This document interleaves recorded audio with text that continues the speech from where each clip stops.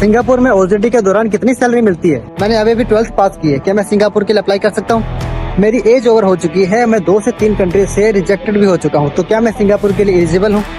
मेरा बजट कम है और मैं इंस्टॉलमेंट पे आना चाहता हूँ। अभी मैंने 12th पास की है, क्या मैं सिंगापुर के लिए अप्लाई कर सकता हूँ?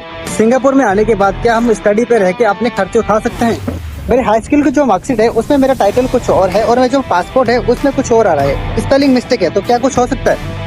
मुझे सिंगापुर क्यों आना चाहिए? क्या सिंगापुर आने से मेरी लाइफ में कोई चेंजेस आ सकते हैं? क्या मेरा कोई फ्यूचर बन सकता है? स्टडी पे आना ठीक रहेगा या वर्क परमिट पे? क्या सिंगापुर गर्ल्स के लिए सेफ है या नहीं? सिंगापुर में वेजी खाना मिलता है या नहीं? ट्रैवल एक्सपेंसेस कितना हो जाता है?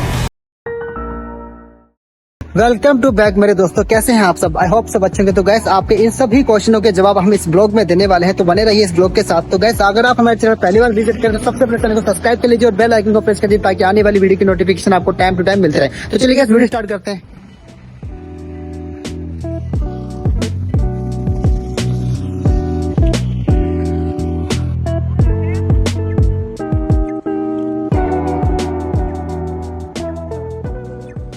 तो गाइस जितने भी क्वेश्चन मैंने बोले हैं आपके उसमें से कोई भी मिलता जुलता क्वेश्चन है तो आप उसके लिए एलिजिबल हो, चाहे आप अभी 10th पास किया है, चाहे आपके हाई स्कूल में नंबर कम हो, चाहे आपका हाई स्कूल में जो नाम है या फिर पासपोर्ट में जो नाम है, रिजल्ट में जो नाम है उसमें मिसमैच है, जो आप उसके लिए एफिडेविट यूज कर सकते हो, उसमें आप एफिडेविट बना सकते हो, आपका इजिली आपका एडमिशन हो सकता है।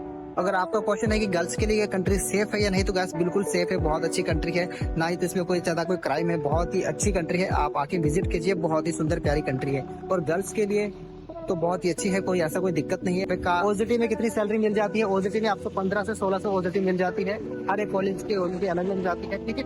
इसमें आप अपनी तरफ से कोई डिसाइड नहीं कर सकते, कुछ कॉलेज ऐसे होते हैं जो आपको एनओसी प्रोवाइड करते हैं, आप खुद की तरफ से इंटरव्यू देके अपनी ओजेटी लगवा सकते हैं।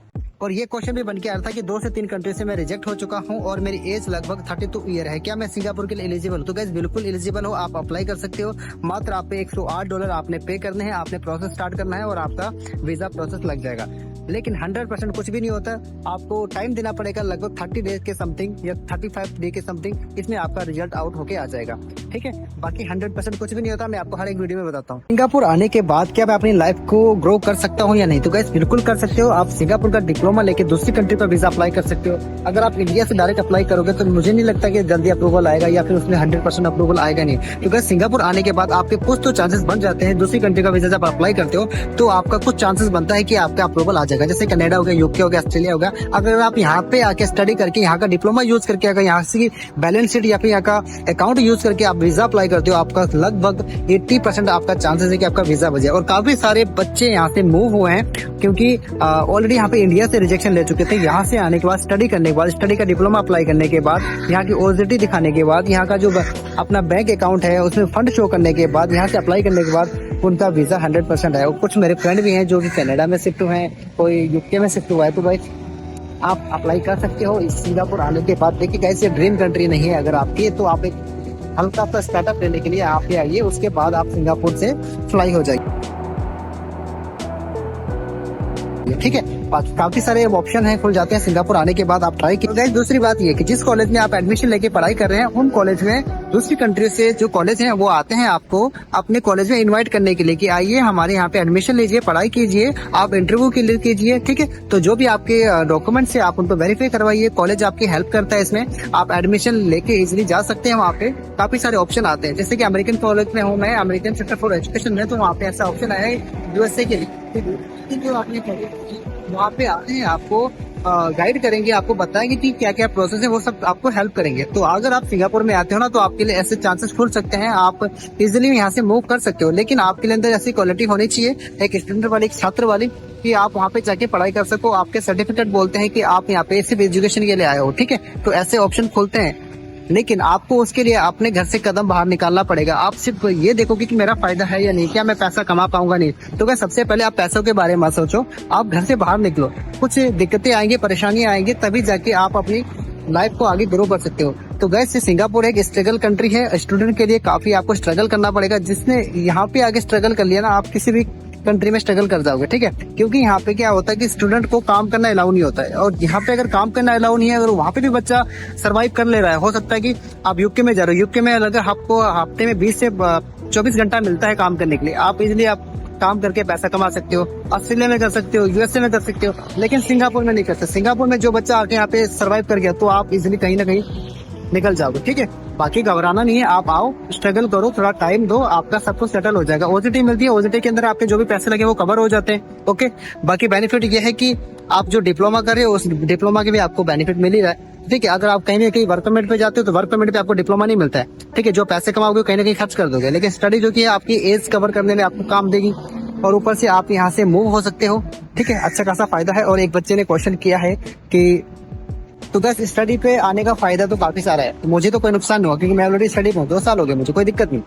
आप कुछ टाइम के लिए दिक्कतें सामने आती है जिनको फेस करना पड़ता है, लेकिन देखिए डिमोटिवेट नहीं होने का, हर एक चीज में आपको पॉजिटिव चीजें देखनी चाहिए। मैं कहता हूँ वो आप तो गाइस जब हम छोटे बच्चे थे ना, हमारी माँ बाप ने हमें उंगली पकड़ के चलना सिखाया था, ना कि हम एकदम से दौड़ने लगे थे। जब भी आप किसी कंट्री में विजिट या फिर स्टडी के लिए आते हो ना, आपको थोड़ा टाइम देना होता है, यहाँ के लोगों से मिलना होता है, यहाँ की स्टडी को समझना होता है, यहाँ के कल्चर को समझना होता है, तभी जाके आप यहाँ पे लॉन्ग टाइम के लिए टिक पाओगे। एकदम से फ्लाई नहीं कर जाओगे हर किसी कंट्री के लिए। तो किसी भी चीज को थोड़ा समय देते हो ना, तो आपको काफी सारा ज्ञान होता है, समझने को मिलता है, फिर जाके आप यहाँ पे थोड़ा सर्वाइव कर पाओगे, ठीक है। एकदम से कोई गलत डिसीजन मत लिया करो। किसी कंट्री में जा रहे हो स्टडी के लिए और आपको किसी ने कमेंट कर दिया कि भाई यहाँ पे तो बहुत मुश्किल है, आप यहाँ से मूव कर जाओ, कहीं और चले जाओ, तो गैस कहीं पैसा खर्च किया है तो वो यहाँ पे टिको। आपके माँ बाप ने आपको पैसा खर्च करके भेजा है तो उसका फायदा उठाओ, चाहे आप जितने महंगे आ गए हो, ठीक है। आ गए हो तो कोई बात नहीं, सस्ते में आना था, नहीं आ पाए, महंगे में आ गए, अर्जेंट ने ज्यादा पैसा ले लिया, कोई दिक्कत नहीं, लेकिन उसको वसूल करना और यहाँ से जो पैसे खर्च करके आए उसका इस्तेमाल सही करो, ताकि आप दूसरी कंट्री के लिए मूव करो।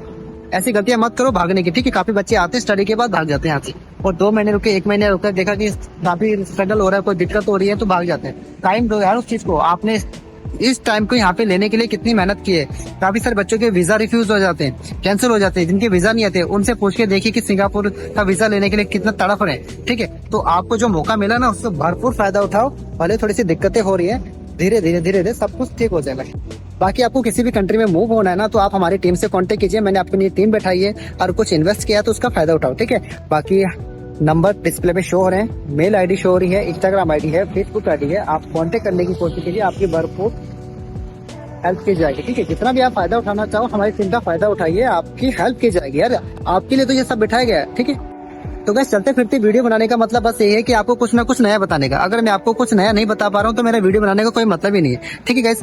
बाकी काफी समय हो चुका है, मुझे भी अपनी लोकेशन पे पहुंचना है, ठीक है। बाकी मिल लेंगे आपको अगली वीडियो में। अगर आपको कुछ जानना है तो कमेंट कीजिए।